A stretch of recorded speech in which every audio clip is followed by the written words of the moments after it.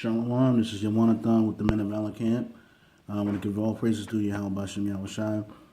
Just want to go into a few quick topics really quickly. I want to go into Romans 14.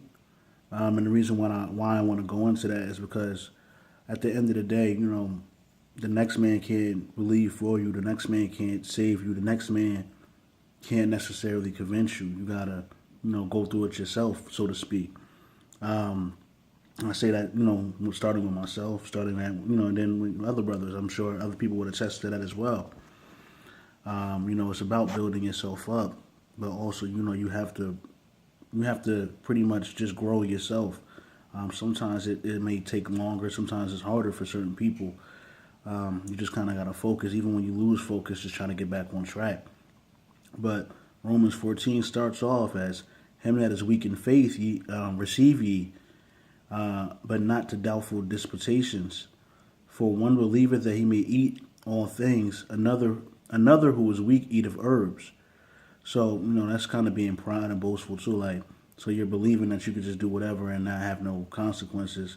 But another who is weak, he eateth herbs, the herbs to strengthen you.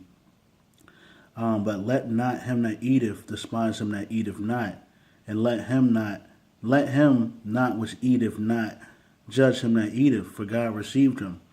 So, at the end of the day, that's kind of, again, you being on your own journey.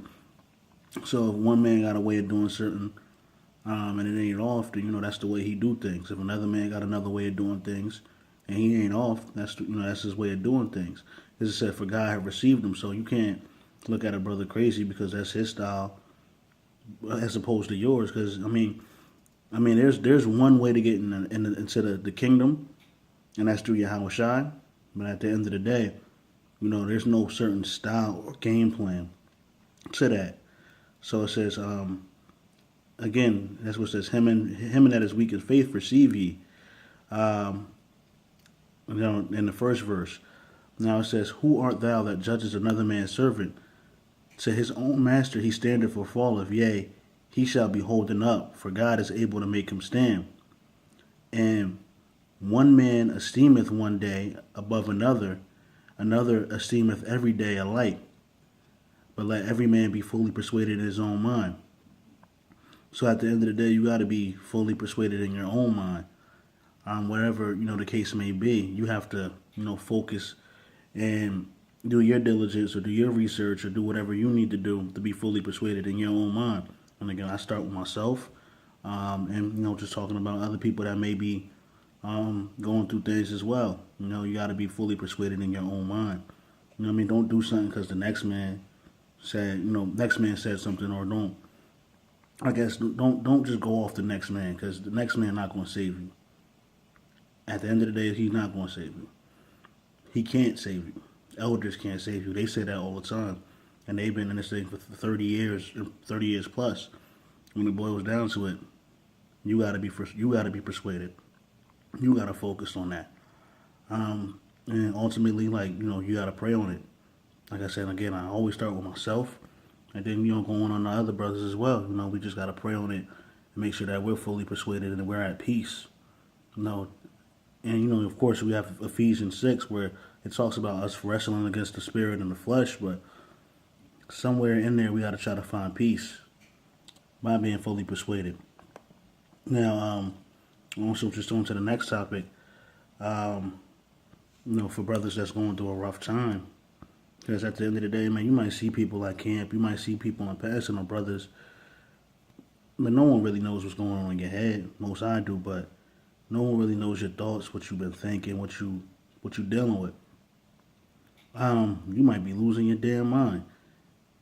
And I'm sure the next man is too, but he don't see that. But this is Hebrews 12:6. It says, for whom the Lord loveth, he chasteneth, and scourgeth every son whom he may receive. If ye endure chastening, God dealeth with you as sons. For what son is he whom the Father chasteneth not? So pretty much, if you endure chastening, so, bruh, it's going to be a lot of shit that you're like, yo, I can't deal with this. I can't believe this. Like, You might be losing your mind. You might be at wits end, and you just gotta keep going. And it's not the easiest thing to deal with. So I'm not gonna sit here and tell brothers, yo, it's easy, and you gotta. Nah, it ain't easy, man. I mean, we ain't trying to make it look easy, man. Nothing worth having is easy. I don't care if we're talking about the world. Nothing worth having is easy. Nothing worth fighting for is easy. So it says if you endure your chasteness, so when you broke, your lady leave you, I don't know, you hate your job. I mean, just all this stuff. And it's chastening, and you just feel like the world falling apart around you.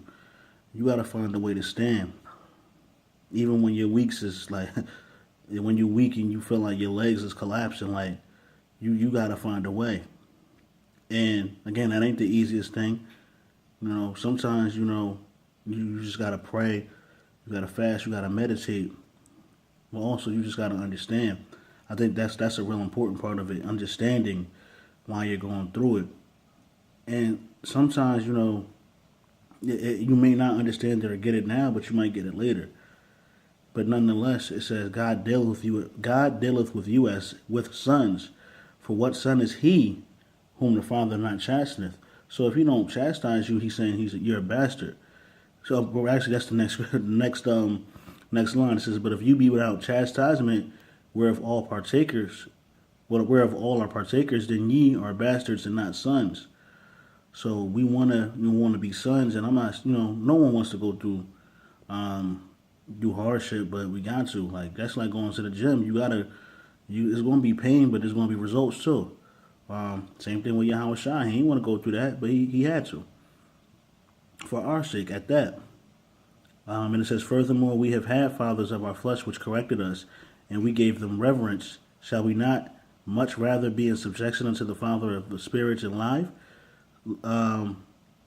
For they verily for a few days chasten us after their own pleasure, but he for our profit, that we may be partakers of his holiness. So again, when your father do it, you might be your physical father. You might be pissed off about it at first, but you reverence him. You listen to him. You abide by what he's talking about. You whip what your father doing eventually. And it's saying how much more the Lord. And now it says, no chastening for the present seemeth to be joyous. So it's not joyous, but grievous. Nevertheless, afterward it yieldeth the peaceable fruit of righteousness unto them which are exercised thereby. So that's just the point. Like, it's going to be something that you're going to go through, and you're not going to like it, man. You're not going to like it at all. I mean, it's a lot of shit I don't like, but, it is what it is. And I ain't saying that like I'm a tough guy, not because I be dealing with bullshit just like everybody else deal with bullshit. I have crazy thoughts like everybody else has crazy thoughts. But at the end of the day, we just gotta keep fighting. And I know it ain't easy, man. It ain't. So I'm not making it. I'm not making it to seem like it is. But you gotta keep going if you can. And then, lastly, I just wanted to go into just a real quick thing, because I just seen kind of this boastful spirit where it's brothers that they don't believe in the truth, and it is what it is. You don't believe in the truth, you don't believe in the truth. You might believe in Islam, you might believe in Esau society, or whatever the case may be. Fine, that's what you believe in, that's what you believe in. But here's the problem. What's the solution? And they want to argue about this being right, this being wrong, this isn't the truth, the Bible's fake. All right, cool. Let's just say for what you're trying to preach, that it isn't, that it isn't real. Okay, what's the solution? How do we get out of this mess? How does Esau relinquish his power so that we can be treated fairly? How? What's the answer? Read some books. I mean, because there's nothing wrong with having a business. There's nothing wrong with being educated financially, knowing stocks. Nothing wrong with that. But is that the answer? Is that going to stop a cop from busting your ass because your skin is darker? No. That's not the answer.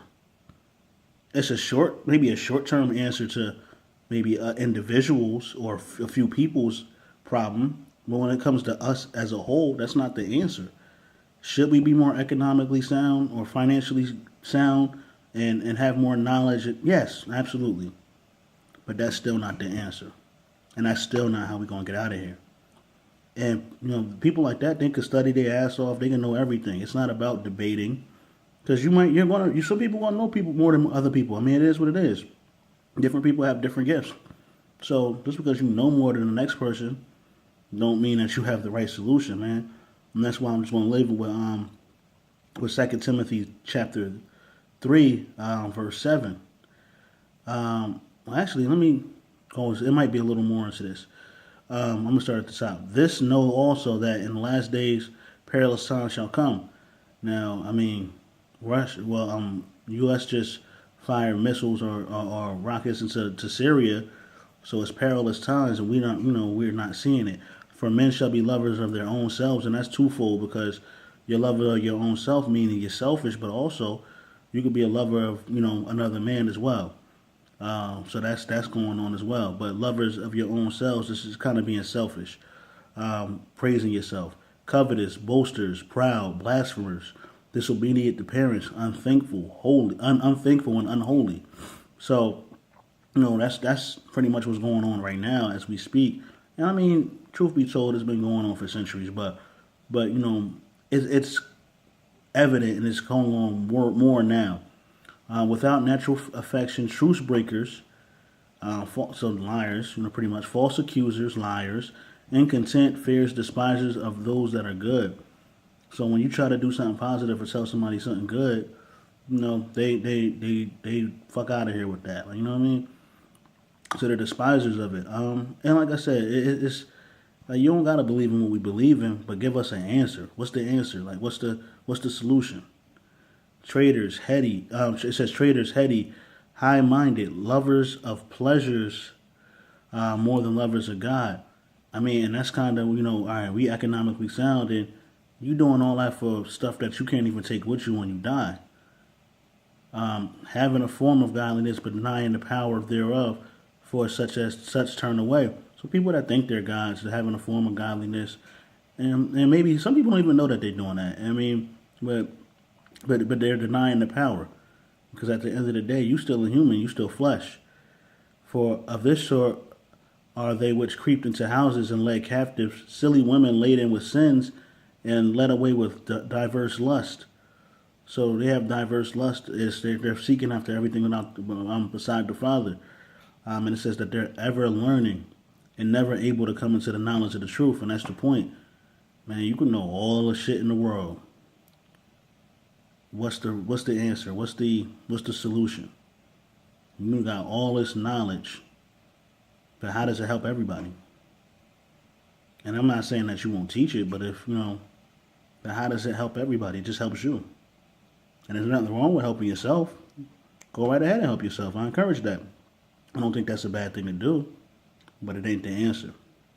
It ain't the solution. It's not going to save black people. Like I said, it may help a little, but it's not going to change how the world sees us. But with that said, I'm just going to give all praises to the Yahweh Shem Yahushua. Shalom.